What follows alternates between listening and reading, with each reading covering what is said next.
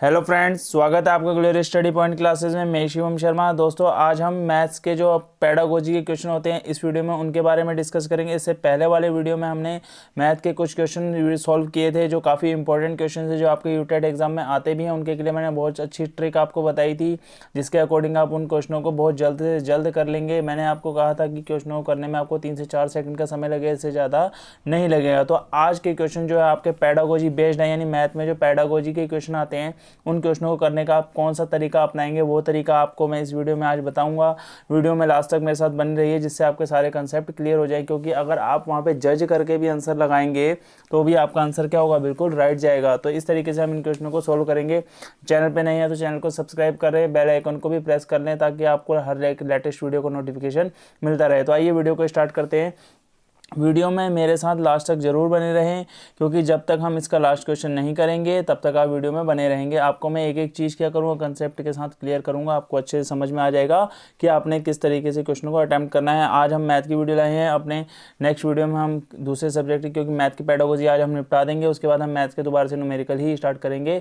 ठीक है, पेडागोजी के हमने 65 क्वेश्चन इसके अंदर ले रखे हैं। इन 65 क्वेश्चनों को अंदर करने के बाद आपको पेडागोजी के क्वेश्चन करने की जरूरत नहीं पड़ेगी। आपके सारा कंसेप्ट इन्हीं क्वेश्चनों में क्लियर हो जाएगा और इससे बाहर आपका कोई क्वेश्चन भी नहीं पूछा जाएगा। तो आइए वीडियो को स्टार्ट करते हैं, देख लेते हैं हम।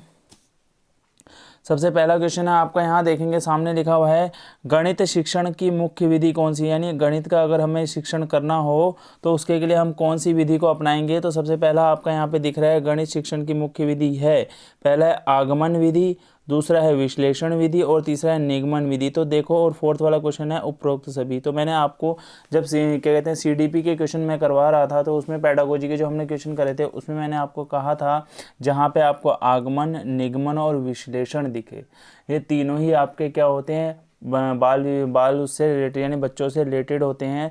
तो गणित का शिक्षण देने के लिए इन तीनों की ही अपनी एक महत्वपूर्ण भूमिका है। तो आप क्या करेंगे, इसका जो आपका आंसर रहेगा डी वाला आपका क्या हो जाएगा, राइट हो जाएगा। ठीक है, यानी उपयुक्त सभी, यानी तीनों विधियां आपकी क्या हैं, इंपॉर्टेंट हैं।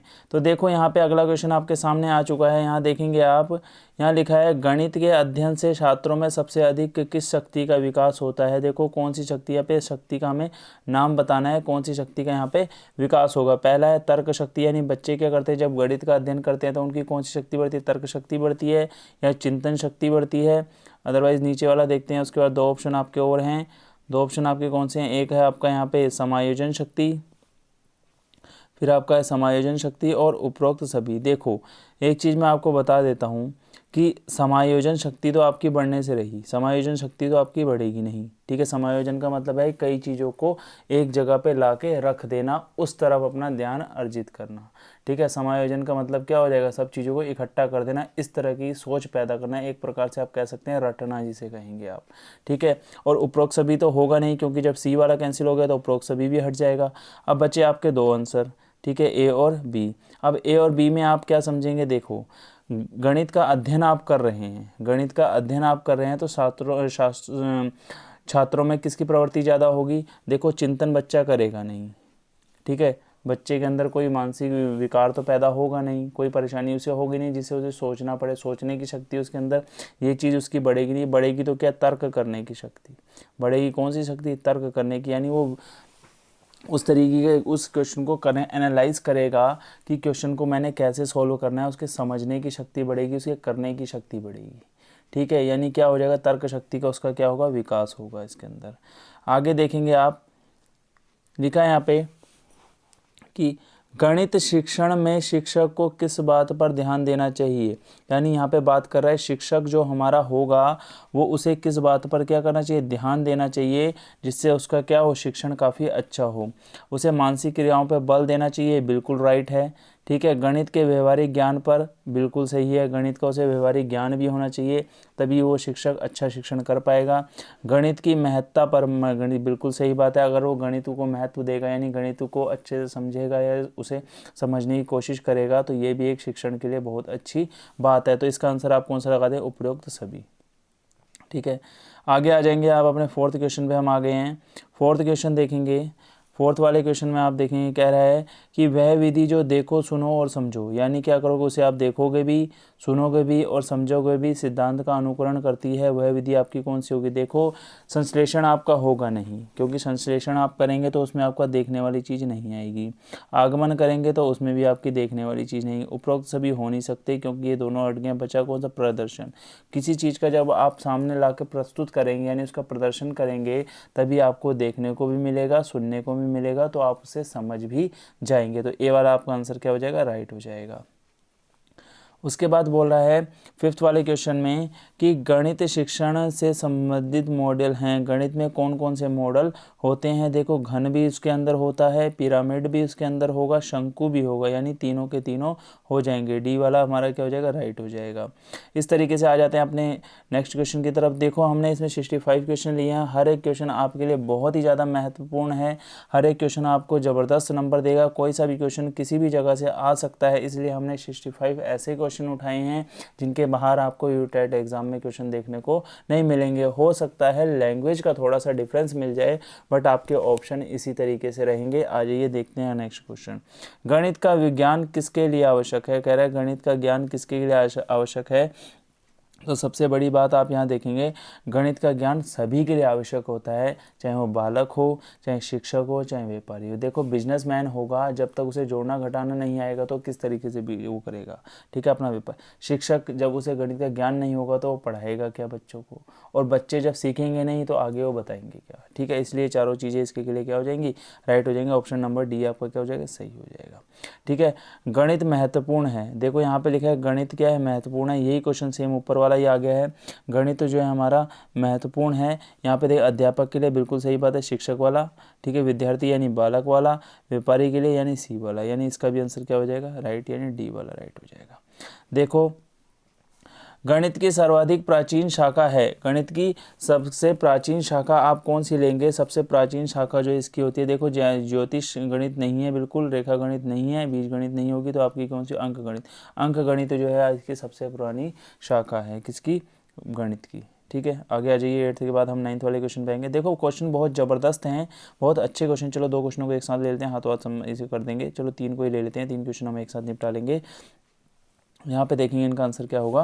देखो कह रहा है गणित का ज्ञान समस्त जगत में होता है। गणित का ज्ञान समस्त जगत में होता है, यानी कह रहा है कि गणित का ज्ञान अगर हमें प्राप्त करना हो तो पूरे जगत में इस गणित का ज्ञान कैसा होगा। देखो गणित हर जगह एक जैसी ही समझाई जाती है। अब पूरे जगत में आप 1 को 1 ही तो बोलोगे, ऐसा तो नहीं होगा कि 1 को कहीं जगह 2 बोला जा रहा है और 2 को 4 बोला जा रहा है, ऐसा नहीं होगा। गणित हर जगह कैसी रहती है, समान रहती है। तो इसका पहले वाले का आंसर क्या हो जाएगा, ए हो जाएगा। विभिन्न रूप का नहीं होगा, क्योंकि गणित को विभिन्न रूपों में थोड़ा ना बताओगे आप। अब 1 को 1 ही तो बोलोगे या 10 को 10 ही तो बोलोगे, ऐसा थोड़ा ना 10 को 100 बोल दोगे, ठीक है। उसके बाद वो बोल रहा है पाठ्यक्रम में गणित के विषय का महत्व है। पाठ्यक्रम में क्या होगा, पाठ्यक्रम जो आपका जो सिलेबस जिसे आप बोलते हैं उसमें गणित के विषय का क्या महत्व है, ये आपको बताना है। क्वेश्चन नंबर 10th है। तो देखो नैतिक महत्व होगा, बिल्कुल राइट है ये, ठीक है। सांस्कृतिक होगा, बिल्कुल राइट है। बौद्धिक होगा, यानी बिल्कुल राइट है, यानी ऑप्शन नंबर डी आपका क्या राइट हो जाएगा, बिल्कुल राइट हो जाएगा। यानी आपको 100 यही बार का है CD 100% आपका जब उपरोक्त सभी आता है तो 99% या 90% ही मान लें आप, 99 अगर आप नहीं मान रहे हैं तो 90% आपका केस जो है उपरोक्त सभी वाला ही सही होता है। कोई कोई कंडीशन ऐसी होती है जिसमें बच्चे जज नहीं कर पाते और उपरोक्त सभी मार देते हैं, तो इसलिए 90% आपका उपरोक्त सभी वाला ही आप टिक लगाएं, वही ऑप्शन आपका बिल्कुल राइट होगा। ये मैं आपको पहले ही बता चुका हूँ। आगे आ जाइए, अगले क्वेश्चन की तरफ चलते हैं अपने। यहाँ लिखा है ज्यामिति का संबंध किस क्षेत्र से है, यानी ज्यामिति जो यूज़ की जाती है, ठीक है, उसका संबंध हमारा किससे होगा। देखो मूल्यांकन से होगा, कभी नहीं हो सकता। सांख्यिकी से होगा, बिल्कुल नहीं होगा। क्या होगा, मापन से, यानी मेजरमेंट जो होगा वो हमारा क्या है, ज्यामिति से क्या है, संबंधित है, यानी बी वाला ऑप्शन आपका राइट हो गया है, ठीक है। आगे आप देखेंगे बालकों, देखो कितना बढ़िया क्वेश्चन आ गया आपका। बालकों को गणित सरल और रुचिकर लगे, इसके लिए अध्यापक कौन सा उपाय अपनाना चाहिए। देखो अब डिपेंड कर रहा है अध्यापक ऐसा क्या करे, यानी शिक्षण देने वाला ऐसा क्या करे कि बच्चों को उसमें रुचि पैदा हो जाए और उन्हें अच्छा लगे। पहला बोल रहा है आपका ये मानसिक शक्तियों के प्रयोग हेतु उचित अवसर प्रदान। देखो मैंने आपसे कहा था अवसर प्रदान करना अगर कहीं आता है तो वो कभी भी गलत नहीं हो सकता, पहला वाला तो बिल्कुल राइट हो गया। ठीक है, उसके बाद बोला है क्रियात्मक कार्य की प्रधानता। देखो क्रियात्मक यानी बच्चों को जब वो काम करने के लिए कहेंगे यानी उनसे कुछ ना कुछ क्रिया कराएंगे तो बच्चों के अंदर गणित क्या होगी, सीखने की प्रवृत्ति ज़्यादा अच्छे से आएगी। ये भी बिल्कुल राइट हो जाएगा। जब देखो 2 राइट हो गए हैं तो तीसरा आप वैसे ही राइट कर देंगे क्योंकि एक क्वेश्चन में 2 आंसर तो आप लगाएंगे नहीं। जब आपके 2 सही हो गए, देखो गणित में मनोरंजन का स्थान देना। देखो गणित को अगर आप खेल खेल में भी सिखाएंगे तो भी बच्चे क्या हो जाएंगे, अच्छे से उसको सीख जाएंगे। डी वाला आपका क्या हो जाएगा, राइट हो जाएगा। कहीं पे भी कोई डाउट रखे तो बिल्कुल बिल्कुल कंसल्ट करें, बिल्कुल आपके एक एक डाउट को क्लियर किया जाएगा, कोई ज़्यादा परेशानी वाली बात नहीं है। देखो ये आपके पेडागोजी के ऐसे क्वेश्चन हैं जब क्वेश्चन पेपर में आता है ना तो बच्चा बहुत परेशान हो जाता है कि भैया मैं इसको कैसे टिक करूं मेरा आंसर सही जाए। तो आपको जज करना होगा। मैंने आपसे यही कहा है कि नेगेटिव सेंस जहां आपको दिख रहा है उसको पहले अलग करने की कोशिश करिए। आप 2 आंसर ऐसे रख लीजिए 4 में से जिसमें से आपको जज करना आसान पड़ जाए। 2 को तो आप पहले ही हटा दीजिए कि भाई ये 2 तो होंगे ही नहीं, किसी हालत में नहीं होंगे। बचे आपके 2 तो उसमें आप देखिए कि आपका फोकस 99% किस में जा रहा है। अगर आप 99% जज नहीं कर पा रहे हैं तो 90% जज करने की कोशिश कीजिए कि मेरा जोर दिमाग का किस पे जाएगा जो मैं इसे सही कर दूं। ठीक है, आप उन 2 ऑप्शनों में से बिल्कुल अच्छे से समझें, आपको अच्छे से आंसर आपका पता चल जाएगा कि आप किस क्वेश्चन को क्या टिक करेंगे। यहाँ पे लिखेंगे जीवन की किस गतिविधि में गणित का सर्वाधिक प्रयोग होता है। देखो जीवन की ऐसी कौन सी मूवमेंट होती है यानी कौन सा ऐसा मूवमेंट आपका सामने आता है जिसमें आप गणित का क्या करते हैं, सबसे ज़्यादा यूज़ करते हैं। क्वेश्चन नंबर 13 है आपका, देखेंगे यहाँ पे। देखो इसका सांस्कृतिक होगा नहीं। ठीक है, गणित आपकी ऐसी कौन सी कंडीशन आती है जहाँ पे आप गणित का सबसे ज़्यादा यूज़ करते हैं। नैतिक आपका होगा नहीं। आर्थिक स्थिति के लिए ही क्या करता है आदमी, इकोनॉमिक कंडीशन जब उसकी वो होती है तभी वो गणित का ज़्यादा दिमाग लगाता है, यानी उसे एक एक चीज़ का हिसाब देना जरूरी पड़ता है। गणित के नियम एवं निष्कर्ष होते हैं। देखो गणित के नियम एवं निष्कर्ष होते हैं। देखो वास्तुनिष्ठ भी हो सकते हैं और सार्वभौमिक दोनों हो सकते हैं। तो आंसर आपका सी वाला हो जाएगा। बात को समझ गए हैं, अगला आ जाइए। यहाँ पे बात कर रहा है किस विधि से अज्ञात से ज्ञात की ओर बढ़ा जा सकता है, यानी अज्ञात से ज्ञात की ओर। ठीक है, हमें से कह रहा है कौन सा ऐसा मेथड आप यूज़ करेंगे जिससे हम अज्ञात से ज्ञात की ओर जाएंगे। तो ये आपका पहला वाला हो जाएगा निगमन विधि। देखो निगमन विधि में क्या होता है, अज्ञात वस्तु से हम ज्ञात वस्तु की ओर जाते हैं। आगमन में होता है ज्ञात से अज्ञात की ओर। ठीक है, आप ए वाले को टिक कर देंगे बिना सोचे समझे। ठीक है, बिल्कुल सही तरीके से हमने जज कर दिया है। अगला 16 वाला देखेंगे आप। गणित को रोचक, सुग्राही एवं सरल बनाने के लिए आवश्यक है। गणित को रोचक, सुग्राही एवं सरल बनाने के लिए आप कौन सा तरीका अपनाएंगे। पहला बोल रहा है साधारण शिक्षण का। देखो पहले वाला क्या बोला है, 16 वाले का साधारण शिक्षण, असाधारण शिक्षण, प्रभावशाली मनोवैज्ञानिक विधि। देखो ये वर्ड जो आ गया ना, आपका आंसर वहीं राइट कर दिया उसने। प्रभावशाली यानी आप किसी चीज़ को अगर समझा रहे हैं उसे आपने रोचक बनाना है, किसी चीज़ को आपने समझाने में रोचक बनाना है तो उसके लिए आपका शिक्षण क्या होना चाहिए, प्रभावशाली होना चाहिए। ठीक है, अगला आप 17 वाला देखेंगे। आगमन विधि में बढ़ा जाता है। आगमन विधि में बढ़ा जाता है। पहला देखो आपका कह रहा है 17 वाले का फर्स्ट वाला, आप देखेंगे क्या कह रहा है, विशिष्ट से सामान्य की ओर, यानी कह रहा है आगमन विधि में हम किस तरफ जाते हैं। आगमन विधि में हम ज्ञात से अज्ञात की ओर जाते हैं। निगमन विधि में हम अज्ञात से ज्ञात की ओर जाते हैं। यानी आगमन विधि में क्या होगा, जो चीज़ हमें ज्ञात है ज्ञात से अज्ञात की ओर, यानी विशिष्ट से सामान्य की ओर जो बोलेंगे। स्पेशल से कहाँ आ जाएंगे, नॉर्मल की तरफ आ जाएंगे। यही हमारा क्या होगा, आपका आगमन विधि का होगा। ठीक है, यहाँ पे देखो अगर ऑप्शन में ज्ञात से अज्ञात होता तो आप उसे टिक करते। ठीक है, यहाँ पे सूक्ष्म से स्थूल कह रहा है, ये बिल्कुल गलत हो जाएगा। छोटे से बड़े की ओर नहीं बढ़ते, बड़े से छोटे की ओर हम आगमन विधि में बढ़ते हैं। ठीक है, आगे आ जाएंगे अपना 18 वाला क्वेश्चन। आप यहाँ देखेंगे 18 और 19 दोनों को एक साथ ही ले लिया है मैंने। कक्षा शिक्षण में अध्यापक क्रिया है, यानी टीचर एक्टिविटी क्या है, समस्या प्रस्तुत करना, छात्र क्रिया को सही दिशा देना, मूल्यांकन करना। यानी 18वें वाले का जो आप ऑप्शन देखेंगे मेरे अकॉर्डिंग तो देखो समस्या प्रस्तुत करना, ये भी बहुत अच्छा काम है, यानी ये भी जरूरी है। शिक्षण समस्या प्रस्तुत यानी अध्यापक क्रिया, यानी अध्यापक की क्या एक्टिविटी होगी, देखो कोई भी समस्या अगर स्टूडेंट को होती है तो वो शिक्षण के लिए, शिक्षण में अध्यापक के कोई भी कमी आएगी तो बच्चा उसे ज़रूर दूर करेगा, यानी बच्चों के लिए क्या समस्या आएगी। ठीक है, आज शिक्षण करते हुए अध्यापक को भी कई समस्याओं का सामना करना पड़ता है। पहला टॉपिक बिल्कुल सही है, छात्र क्रिया को सही दिशा देना, यानी छात्र जो क्रिया कर रहे हैं उनको सही दिशा प्रदान करना, ये भी सही हो गया। जब दो राइट हैं तो डी वाला तो अपने आप राइट हो जाएगा, यानी उपरोक्त सभी आपको हो जाएगा। कह रहा है विज्ञान और गणित के संबंध को स्पष्ट करने वाला वाक्य, यानी गणित और विज्ञान के संबंध में अगर आप कोई वर्ड यूज करेंगे तो क्या हुआ, गणित के बिना विज्ञान की शिक्षा अधूरी है, बिल्कुल राइट है। गणित का अगर आपको ज्ञान नहीं है तो आप विज्ञान को भी अच्छे तरीके से नहीं समझ सकते। ठीक है, गणित विज्ञान के हाथ पैर है, ये भी बिल्कुल सही कह रहा है। गणित जो होगी आपकी क्या होगी, विज्ञान के हाथ पर हैं। गणित विज्ञान को आधार प्रदान करती है, बिल्कुल सही कह रहा है। उपरोक्त सभी आपका राइट हो गया, यानी डी वाला ऑप्शन आपका क्या हो गया, राइट हो जाएगा, डी वाला ऑप्शन। अगले क्वेश्चन पे आ जाते हैं, बात करते हैं अगले अपने नेक्स्ट क्वेश्चन की। देखोगे अंक गणित को अधिक व्यवहारिक बनाने के लिए क्या जाना चाहिए। अंक गणित जो है हमारा, जिसे आप क्या बोलते हैं, अर्थमेटिक बोलते हैं, अर्थमेटिक भी से बोलेंगे आप। अंक गणित उसका अधिक व्यवहारिक बनाने के लिए, यानी उसे ज़्यादातर अपने व्यवहार में लाने के लिए आप क्या करेंगे, अध्यापक की देख रेख में स्कूल में एक दुकान का आयोजन करना होगा। 20 वाले की बात कर रहा है, ये दुकान का आयोजन करना होगा। ठीक है, दूसरा आगे बात करते हैं। ये कुछ ठीक ठाक लग ही रहा है, अभी देखें, हम नहीं कह रहे कि बिल्कुल सही है, अभी सारे आंसर पढ़ लेते हैं।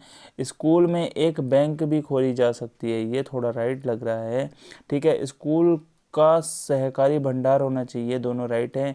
तो देखो दो राइट हैं तो तीसरा वाला ऑप्शन अपने आप, डी वाला जो ऑप्शन अपने आप राइट हो जाएगा, यानी पहला वाला भी हमारा क्या हो जाएगा, राइट हो जाएगा। ऑप्शन नंबर डी आपका क्या हो जाएगा, यहाँ पे राइट हो जाएगा। आगे देखिए, रेखा गणित में प्रायोगिक अवस्था में प्रयुक्त होने वाली शिक्षण विधि। देखो रेखा गणित में जो आपकी शिक्षण विधि यूज़ की जाती है वो प्रदर्शन भी होगी, आगमन भी होगी, निगमन भी होगी। ऑप्शन नंबर डी आपका राइट हो जाएगा। ठीक है, 22 वाले में देखेंगे, वह विधि जिसमें उदाहरण के द्वारा नए नियमों की स्थापना की जाती है, यानी कह रहा है वह कौन सी विधि है जिसमें नए नियमों के द्वारा नए नियमों की स्थापना की जाती है, वो विधि आपकी कौन सी होगी। 22वें नंबर का आपका विधि होगी कौन सी, आगमन विधि। ठीक है, देखो जबरदस्त क्वेश्चन, बहुत ज़्यादा इंपॉर्टेंट क्वेश्चन। इस क्वेश्चन को आप ये समझ लीजिए कि ये कई बार आपका यूटेट सीटेट जितने भी एग्जाम होते हैं सभी में पूछा जा चुका है। बहुत ही अच्छा क्वेश्चन है। गणित शिक्षण की सहायक दृश्य सामग्री, दृश्य सामग्री की बात कर रहा है। देखो हमने दृश्य सामग्री की बात करनी है। दृश्य सामग्री श्यामपट, देखो इसे आसानी से आप देख सकते हैं।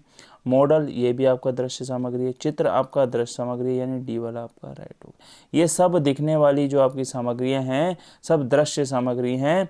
इसके अलावा इसमें कोई ऐसा कोई झोल वाला मामला नहीं है, आसानी से आप जज कर सकते हैं। देखो मैंने आपसे पहले ही कहा है कि क्वेश्चन अगर समझ ना आए तो उसका दिमाग लगाना, आप दिमाग किस तरीके से लगाएंगे, दो आंसर अलग कर लीजिए कि आपको गलत लग रहे हैं। जो अगर यहाँ पे आपको दो गलत लग रहे होते तो आप इसको अलग कर सकते हैं। देखो चित्र का मतलब भी दृश्य होता है, श्यामपट यानी ब्लैक बोर्ड पे जो चीज़ दिखेंगे उसे भी हम देखेंगे, वो भी हमारी क्या होगी, दृश्य सामग्री ही आएगी।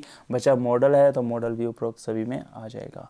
आगमन विधि का दोष है, आगमन विधि का आप दोष क्या निकालेंगे देखेंगे यहाँ पे।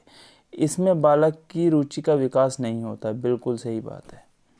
ठीक है, इसमें बालक की रुचि का विकास नहीं होगा। निगमन विधि में क्या होता है, हम अज्ञात से ज्ञात की ओर जाते हैं, इसमें उल्टा है, ज्ञात से अज्ञात की ओर आते हैं। ठीक है, यानी सीखी हुई चीज़ को हम दोबारा से क्या करते हैं। ठीक है, आगे देखेंगे। इस विधि द्वारा स्थायी ज्ञान प्राप्त नहीं होता, बिल्कुल सही बात है। इसमें जो दिया जाने वाला ज्ञान है वो फिक्स नहीं होगा। ठीक है, इसमें बालक को अधिक समय से कम ज्ञान प्राप्त होता है, यानी कह रहा है इसमें बालक को अधिक समय से कम ज्ञान प्राप्त होता है, यानी इसमें क्या होगा, समय तो ज़्यादा लग जाएगा पर ज्ञान की क्या होगी, कम प्राप्ति होगी। बिल्कुल सही है, ये तीनों हमारे क्या हो जाएंगे, इसके अकॉर्डिंग बिल्कुल सही कह रहा है। तो ऑप्शन नंबर डी हमारा क्या हो जाएगा, राइट हो जाएगा। ठीक है, ये सभी बातें सही हैं तो उपरोक्त सभी हमारा आंसर राइट हो गया है। आ जाइए 25 वाले, गणित में निगमन विधि का प्रयोग किन अवस्थाओं में किया जाता है, यानी हमें किस अवस्थाओं में, यानी उस अवस्था का पता लगाना है कि किन अवस्थाओं में इसका इस्तेमाल किया जाएगा। अंक गणित में नवीन समस्याओं को हल करना, बिल्कुल राइट है। बीज गणित में समीकरण संबंधी प्रश्नों को हल करना, ये भी बिल्कुल राइट है। जब 2 राइट तो डी वाला ही मार दीजिए, 2 तीसरा वाला गलत हो ही नहीं सकता फिर, ठीक है, इतना ज़्यादा सोचना ही नहीं है हमने। जब 2 सही निकाल दिए तो तीसरा वाला तो अपने आप सही हो जाना है, ठीक है। उसके बाद आप आ जाएंगे 26 वाले क्वेश्चन में, आप देखेंगे निम्नलिखित में कौन विश्लेषण विधि से संबंधित, विश्लेषण विधि से संबंधित, तो आप ऑप्शन नंबर ए को मार दीजिए। ज्ञान का विखंडन करना, समग्र करना विश्लेषण नहीं होता, सूत्र का प्रतिपादन करना विश्लेषण नहीं होता, सूत्र का प्रयोग करना विश्लेषण नहीं होता, उसका विखंडन करना हमारा क्या हो जाएगा, विश्लेषण विधि के अंदर आ जाएगा। अगला क्वेश्चन देखेंगे आप, बिल्कुल ये कहता है हमसे पहले उदाहरण देना फिर उदाहरणों के आधार पर निष्कर्ष निकालना। ये किस विधि का उदाहरण है, यानी कह रहा है पहले आप किसी चीज़ का उदाहरण प्रस्तुत करें, फिर उसको क्या करें, उसके आधार पर ही आप उसका निष्कर्ष निकालें। यानी चीज़ आपने पहले ही बता दी, पहले इसके बारे में कर दिया, यानी अज्ञात से किस तरफ जा रहे हैं, ज्ञात की ओर जा रहे हैं, तो कौन सी विधि होगी, निगमन विधि। प्रयोगात्मक गणित के अंतर्गत आता है, 28 वाले की बात करेंगे। प्रयोगात्मक गणित के अंतर्गत आता है संख्या रेखा का निर्माण करना, बिल्कुल सही बात है, पहला वाला ही ऑप्शन आपका राइट हो जाएगा, ठीक है। यहाँ पे इसमें भी पहला वाला 27 का भी फर्स्ट वाला राइट है आपका, और 28 का भी फर्स्ट वाला राइट हो जाएगा। कुछ सोचना समझना नहीं है, ठीक है। घरेलू हिसाब किताब का लेना देना उससे कोई नहीं है, ठीक है। अपना आगे हम अगला वाले क्वेश्चन में, कई बच्चों के डाउट इसमें क्लियर हो रहेंगे, बच्चों को काफ़ी अच्छा समझ आ रहा होगा, इस चीज़ की मैं आशा करता हूँ, ठीक है। कोई डाउट हो तो आप बताएंगे, कोई दिक्कत वाली बात नहीं है। आपके लिए कंटिन्यू मैथ की वीडियो लगाई जा रही है, जिससे बच्चे मैथ में जो थोड़ा बहुत उनको कन्फ्यूज़न रहता है, काफ़ी बच्चे लंबे समय से बच्चों ने क्या कर रखा है, मैथ का पोर्शन नहीं पढ़ा है, तो थोड़ी दिक्कत तो बच्चों के सामने आएगी ही, बट यह है कि गारंटी है मेरी, अगर आप ढंग से वीडियो को देखेंगे तो डाउट सारे आपके अच्छे से क्लियर हो जाएंगे, ठीक है। गणित शिक्षण की कौन सी विधि तार्किक प्रतिपादन की विधि है, गणित की कौन सी विधि तार्किक प्रतिपादन की विधि है। तार्किक मतलब अभी बताया था ना, गणित का शिक्षण एक तार्किक शक्ति को बढ़ाता है, तो विश्लेषण करने की शक्ति उसमें बढ़ जाती है, विश्लेषण विधि आपकी क्या होगी, बिल्कुल राइट हो जाएगी 29 की। 30 कहते हैं उच्च कक्षाओं में गणित की कौन सी शिक्षण विधि का ज़्यादा लाभदायक होगी, देखो पहला वाला निगमन विधि। बड़ी कक्षा में आपको क्या कौन सी विधि फॉलो करनी चाहिए, निगमन विधि। समझा मैंने, इसका मतलब पहले दिया है, दोबारा निगमन के बारे में हम बात नहीं करेंगे, ठीक है। निगमन के बारे में समझाएंगे नहीं, आंसर बता दिए। ऐसा क्यों होगा ये आप जान लेंगे, पहले देखें क्वेश्चनों को जो पहले कराए हैं उनमें आपको पता चल जाएगा। वृत्त की परिधि और व्यास के में संबंध ज्ञात करने का उदाहरण किस विधि के अंतर्गत आता है, बहुत इंपॉर्टेंट क्वेश्चन है, इसे इंपॉर्टेंट डाल दें, ठीक है। कह रहा है 31 वाले में वृत्त की परिधि तथा व्यास का अगर हमें संबंध ज्ञात करने को कहे तो हम कौन सी विधि का उदाहरण आपको प्रस्तुत करेंगे, तो आपको पता है विश्लेषण विधि आपका यहाँ पे इस्तेमाल में आएगी, ठीक है। आगे है आपका निम्नलिखित में कौन सा विश्लेषण विधि से संबंधित है, देखो समायोजन होगा नहीं, समग्र करना होगा नहीं, विखंडन आपका हो जाएगा, 32 का ए हो जाएगा, ठीक है। अभी मैंने आपको बता दिया था। आगे है अपने नेक्स्ट क्वेश्चन पे, लिखा है संश्लेषण विधि द्वारा सूखी घास से तिनका निकाला जा सकता है, परंतु विश्लेषण विधि में स्वयं तिनका घास से बाहर निकलना चाहता है। देखो बहुत ही ज़बरदस्त, बहुत ही बेहतरीन, बहुत ही बढ़िया क्वेश्चन। देखेंगे क्या लिखा है, संश्लेषण विधि द्वारा सूखी घास से तिनका निकाला जा सकता है, ठीक है, परंतु विश्लेषण विधि में स्वयं तिनका घास से बाहर निकलना चाहता है। यानी कह रहा है कि जो हम संश्लेषण विधि इस्तेमाल में लाते हैं उसमें हमारा क्या होता है, आपका जो सूखा घास में से हम तिनका खुद को बाहर निकाल सकते हैं, परंतु विश्लेषण विधि में क्या होता है, तिनका खुद ही बाहर निकलने की कोशिश करता है। तो ऐसा हमारा प्रोयुग ने कहा था, ये कथन किसका हो जाएगा, हमारा प्रोयुग का हो जाएगा। निगमन विधि का उपयोग, निगमन विधि का उपयोग देखेंगे यहाँ पे, निगमन विधि का उपयोग आपका कहाँ होगा, 34 वाले की बात अगर हम करें तो सूत्र की स्थापना करना बिल्कुल गलत है, मानसिक क्षमताओं को बढ़ाना बिल्कुल गलत है, सूत्र का प्रयोग करना ये बिल्कुल राइट हो जाएगा। आगमन विधि के लिए ये गलत होता है सूत्र का प्रयोग करना, ठीक है, पर इसमें निगमन विधि के लिए क्या हो जाएगा, सही हो जाएगा। अगले क्वेश्चन की आप बात करेंगे, जब किसी नवीन प्रश्न को हल करना हो तो सबसे उपयुक्त विधि है। जब कोई नया प्रश्न आपके सामने आता है तो आपको कौन सी विधि अपनानी चाहिए, 35 वाली की बात करेंगे तो आपकी क्या होगी, आगमन विधि होगी, ठीक है। आपकी कौन सी विधि होगी, आगमन। किस विधि के अंतर्गत किस विधि के अंतर्गत छात्र असत्य का भ्रमपूर्ण परिकल्पनाओं का त्याग कर सत्य और शुद्ध परिकल्पनाओं का ग्रहण करके नियम निर्धारण करता है। यानी क्या होगा, कह रहा है ऐसी कौन सी विधि होती है जिसमें छात्र असत्य यानी गलत चीज़ों को और जिसमें संदेह पड़े यानी भ्रम हो जाए, डाउट आ जाए, उन चीज़ों को त्याग कर सत्य यानी सही और शुद्ध यानी प्योर जिसे बोलें, साफ जिसे आप बोलेंगे, उस चीज़ की कल्पनाओं को ग्रहण करने का ऐसा कौन सा नियम है। तो किस विधि के अंतर्गत ऐसा होता है, तो आपका होता है ह्यूरी। देखो यहाँ लिखा ह्यूरिस्टिक विधि, ह्यूरिस्टिक विधि।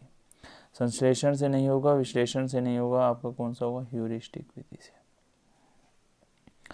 आप आ गए हैं अगले नेक्स्ट क्वेश्चन पे अपने। देखेंगे यहाँ पे ये बोल रहा है, यहाँ पे आप देखेंगे, यहाँ पे आपसे बोल रहा है ह्यूरिस्टिक की व्युत्पत्ति। कह रहा है ह्यूरिस्टिक की जो व्युत्पत्ति है वो किस तरीके से हुई है। आप यहाँ देखेंगे, आपके ऑप्शन नंबर आपके हैं, ऑप्शन दे रखे हैं ह्यूरिस्को से, ह्यूरिरी से। देखो यूरिरी तो होगा नहीं, यूरिरी एसिक आना चाहिए, ह्यूमस से नहीं होगा, तो पहला वाला ऑप्शन आपका राइट हो गया। ह्यूरिस्को किस भाषा का शब्द है, 38 की बात करें, ह्यूरिस्को जो है आपका किस भाषा का शब्द है, ग्रीक भाषा का शब्द है। बहुत बढ़िया क्वेश्चन है, ठीक है। यहाँ पे आ जाते हैं, आप देखेंगे यहाँ पे ह्यूरिस्को का शाब्दिक अर्थ है। ह्यूरिस्को का शाब्दिक अर्थ आप देखेंगे, पहला लिखा है प्राप्त कर ले। प्राप्त करना मतलब खोज करना, बिल्कुल सही बात है। निष्कर्ष निकालना होगा नहीं, प्राप्त करना होगा नहीं, खोज करना होगा, डी अलम बी वाला लगा दीजिए। ह्यूरिस्टिक विधि का केंद्रीय सिद्धांत, स्वयं करके सीखना, अनुशासित रहते हुए। देखो स्वयं करके सीखना, अनुशासित रहते हुए सीखना, अनुभवों से सीखना, परिश्रम से सीखना। 40 वाले का जो आंसर आप मारेंगे, 40 वाले का जो आंसर आप लगाएंगे, टिक करेंगे, वो आपका हो जाए स्वयं करके सीखना। यानी स्वयं करके सीखेंगे तो अच्छा आपको आएगा। खोज करोगे यानी खोज करने का मतलब भी वही होता है कि खुद जांचा और फिर करा।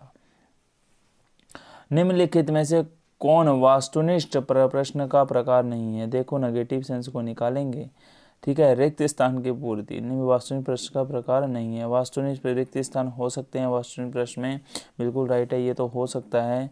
उसके बाद बोल रहा है कि सत्य असत्य प्रश्न, ये भी हो सकते हैं, मिलान भी हो सकते हैं, ये तीनों तो होंगे, ये तो राइट है।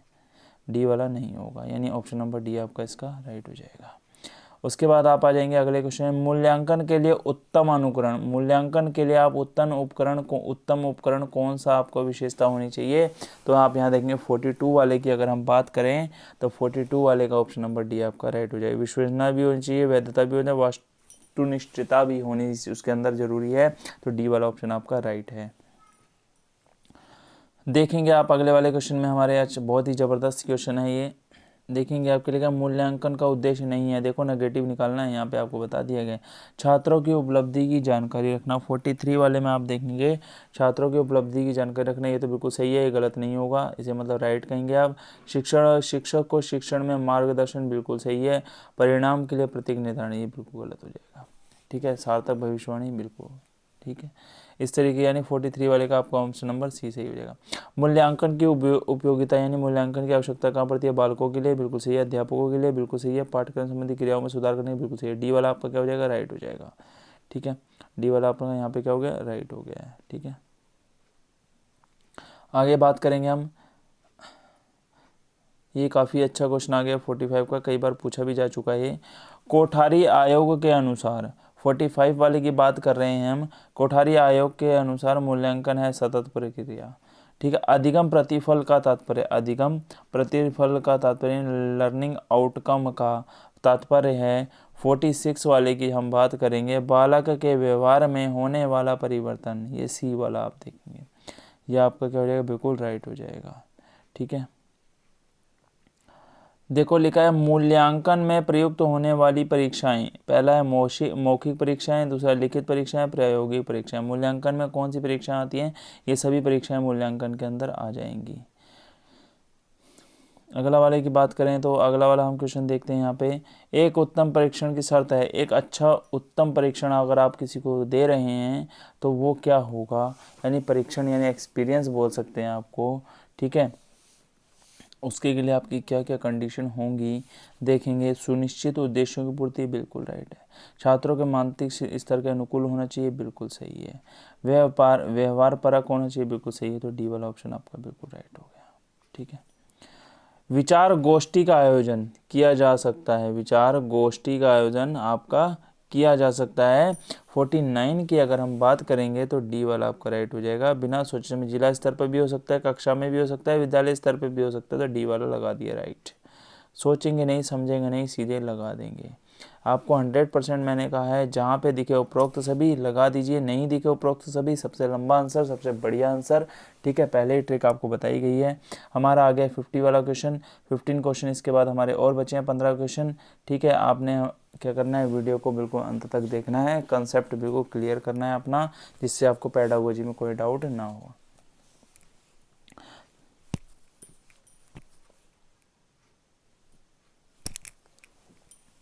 ठीक है, यहाँ पे आप देखेंगे गणित शिक्षण में अध्यापक संबंधी समस्या है। देखो गणित शिक्षण में जो अध्यापक संबंधी समस्या जो होगी वो क्या होगी, आप यहाँ देखेंगे 50 वाले की बात करें तो इसमें भी देखो आप उपरोक्त सभी मान दीजिए। अध्यापक का विषय ज्ञान कम होना, देखो अध्यापक का विषय ज्ञान कम होगा तो भी उसके लिए समस्या होगी। अध्यापक की शिक्षण में अरुचि और पढ़ाने के मूड में नहीं होगा तो शिक्षण से तो कमियां आएंगी। अध्यापक द्वारा उपयुक्त शिक्षण विधि का चयन ना कर पाना, जब वो अध्यापक शिक्षण का विधि का चयन ही नहीं कर पाएगा तो उसके सामने पढ़ाने के लिए समस्या उत्पन्न होगी। डी वाला मैंने पहले ही मार दिया, आप भी समझ गए होंगे, मैंने मतलब भी आपको समझा दिया है। यहाँ पे बात करेंगे हम अपने 51 वाले क्वेश्चन की, किस विधि में अर्जित ज्ञान स्थायी नहीं होता। देखो बहुत ही बढ़िया बात कह दी है इसने, ये मैं आपको अभी पीछे बता चुका हूँ कि आगमन विधि हमारी ऐसी होती है जिसमें ज्ञान क्या होगा, स्थायी नहीं होगा। जिसे आप स्थायी का मतलब परमानेंट जिसे आप बोलते हैं वो नहीं होगा। ठीक है, गणित शिक्षण में प्राय उद्देश्य, गणित शिक्षण का प्राय उद्देश्य आप क्या होगा, यहाँ पे देखेंगे 52 वाले की हम बात करेंगे। देखो इसमें दक्षता भी होती है, समझ भी होती है, ज्ञान भी होता है। डी वाला आपका राइट हो जाएगा, ये वाला डी वाला आपका क्या होगा, उपरोक्त सभी आपका राइट हो जाएगा। देखेंगे 53 वाले की बात करें, गणित संबंधी समझ या बोध आने पर छात्रों में परिवर्तन का रूप होगा। गणित 53 वाले की हम बात करेंगे, 53 वाले में डी आप मार दीजिए। गणित की क्रिया को क्रमबद्ध रूप से व्यवस्थित करना, बिल्कुल राइट है। विभिन्न दशाओं में समस्याओं को हल कर लेता है, बिल्कुल राइट है। कोई सी भी कंडीशन आपकी आ जाए उसमें आपकी समस्या क्या हो जाएगी, पूरी हल। दो राइट हो गए, डी वाला मैंने आपसे पहले कहा है। 3 में 2 आंसर सही, तो उपरोक्त सभी आपका बिल्कुल सही है। ठीक है, ठीक है। गणित के पाठ्यक्रम निर्माण में किस सिद्धांत का अनुकरण किया जाना चाहिए, 54 वाले की बात हम करेंगे। 54 वाले में क्या है, पाठ्यक्रम बाल केंद्रित होना चाहिए, बिल्कुल सही बात है। शिक्षण बच्चों के लिए ही हो जा रहा है तो बच्चों को इसमें जरूरी रखना जरूरी है। बाल केंद्रित यानी बच्चों को पहले प्राथमिकता दी जानी चाहिए, अदरवाइज और चीज़ें बाद में देखेंगे। पाठ्यक्रम क्रिया प्रधान होना चाहिए, बिल्कुल सही बात है। पाठ्यक्रम ऐसा होना चाहिए जिसमें बच्चों को कुछ ना कुछ मूवमेंट करने का यानी कुछ करने का मौका मिले, बिल्कुल सही है। जब दो सही तो डी वाला ऑलरेडी सही। विषयों में सह संबंध दर्शाना चाहिए, बिल्कुल राइट बात है, इसमें तो कोई गलत हो ही नहीं सकता। ठीक है, आपको 3 में से 2 तो हमने पहले से सही बता दिया। आंसर आपका राइट कौन सा हो जाएगा, उपरोक्त सभी। देखो ज़्यादातर आपके क्वेश्चन जो आते हैं उपरोक्त सभी उपरोक्त सभी उपरोक्त सभी या इनमें से कोई नहीं, ऐसे ही आएगा। आपने आंसर जज करना है, फटाफट लगा देना है, कोई टेंशन वाली बात नहीं है। विज्ञान की नींव आधारित है गणित पर, बिल्कुल सही बात है। ए वाला मार देंगे 55 का, बिना सोचे समझे मार देंगे, क्योंकि आपको पता है गणित किस पे आधारित है, विज्ञान जो है आपका किस पे, गणित पे आधारित है। गणित विषय में अभ्यास कार्य है, गणित विषय में अभ्यास कार्य है अत्यंत महत्वपूर्ण, महत्वपूर्ण और अनावश्यक। देखो अत्यंत महत्वपूर्ण है, महत्वपूर्ण तो है, इंपॉर्टेंट आप बोलेंगे, वेरी इंपॉर्टेंट। गणित में अगर आप अभ्यास नहीं करेंगे तो आप सीख नहीं पाएंगे गणित को। ठीक है, यहाँ पे आप देखें गणित में अभ्यास कार्य का लाभ, बिल्कुल अच्छे से समझें। गणित में जो आपका अभ्यास कार्य कराया जाता है उसका लाभ क्या मिलेगा, 57 वाले की हम बात करेंगे। अभ्यास कार्य से छात्रों में अच्छी आदतों का निर्माण होता है, बिल्कुल सही बात है। गणित विषय में छात्रों की कुशलता बढ़ती है, बिल्कुल सही बात है। 2 सही तो चौथा वाला डी वाला सही, बिल्कुल सही हो जाएगा। इसमें व्यवस्थित व स्पष्ट ज्ञान बहुत होता है, बिल्कुल राइट है। देखो आपको मैं ऐसे ही क्लियर कर दे रहा हूँ, ट्रिक बता दी है, फॉलो करें, आंसर पाएं। गणित विषय में गृह कार्य देने से क्या लाभ होगा, गणित विषय में जब आप गृह कार्य देंगे उसमें क्या लाभ, योग्यता के अनुसार कार्य करने का अवसर मिलेगा बच्चों को, बिल्कुल राइट है। अवकाश के समय सदुपयोग होगा, यानी जो छुट्टी का समय है वो काम करने में बिता देंगे। स्वाध्याय के लिए प्रोत्साहन मिलेगा, बिल्कुल सही है। तो डी वाला आपका बिल्कुल राइट, सब रहे सही है तो ये वाला राइट हो जाएगा आपका।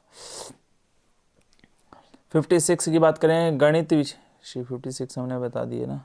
देखो 56 हमारा हो गया है, दोबारा डल गया है क्वेश्चन 56 से 58 तक, 58 तक है ना, हाँ 58। हम यहाँ बात करेंगे 59 वाले का, देखेंगे यहाँ पे गृह कार्य देते समय क्या सावधानी बरतनी चाहिए। देखो व्यक्तिगत कठिनाइयों पर विचार करके छात्रों की रुचि व योग्यता अनुसार कार्य की प्रगति का ध्यान रखकर, मेरे को तो तीनों ही ठीक लग रहे हैं। डी वाला राइट होगा क्या, देखिए चलो डी वाला राइट है आपका, हाँ बिल्कुल सही है, डी वाला आपका राइट हो जाएगा, कोई दिक्कत वाली बात नहीं है। मेरे अकॉर्डिंग देखो तीनों ही सही थे। कठिनाइयों पर विचार करके बच्चों को काम देना चाहिए, बिल्कुल दिया जाना चाहिए। बहुत ही ज़बरदस्त, बहुत ही बढ़िया क्वेश्चन है। शिक्षण की दृष्टि से अध्यापक का गुण विषय का ज्ञाता हो, बिल्कुल सही बात है। शिक्षण विधियों में पूर्ण ज्ञान हो, बिल्कुल सही है। बालकों की प्रकृति को समझ सकने वाला हो, बिल्कुल सही है। उपरोक्त डी, यानी उपरोक्त सभी आप मान लें डी वाला। यहाँ पे आ जाएंगे, देखो यहाँ पे गृह कार्य देते समय क्या सावधानी रखनी चाहिए। ये दोबारा आ गया, चलो कोई बात नहीं, 61 वाले पे आ जाएंगे आप। छात्रों में गणित संबंधी कमजोरी जानने से संबंधित उपाय है। देखो अगर कोई छात्र गणित में कमजोर है तो उसकी कमजोरी जानने का सबसे पता क्या होगा, गृह कार्य से छात्र की कमजोरी का पता लग जा सकता है।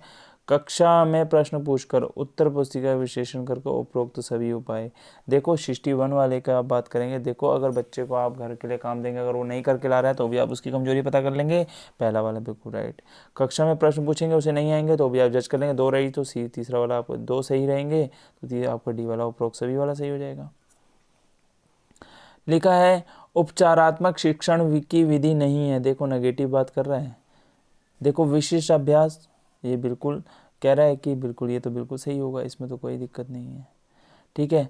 अतिरिक्त कक्षाएं, ये भी बिल्कुल सही है। गोष्ठियां कराएंगे, ये भी सही है, पर व्यायाम का गणित से लेना देना कुछ नहीं है भैया।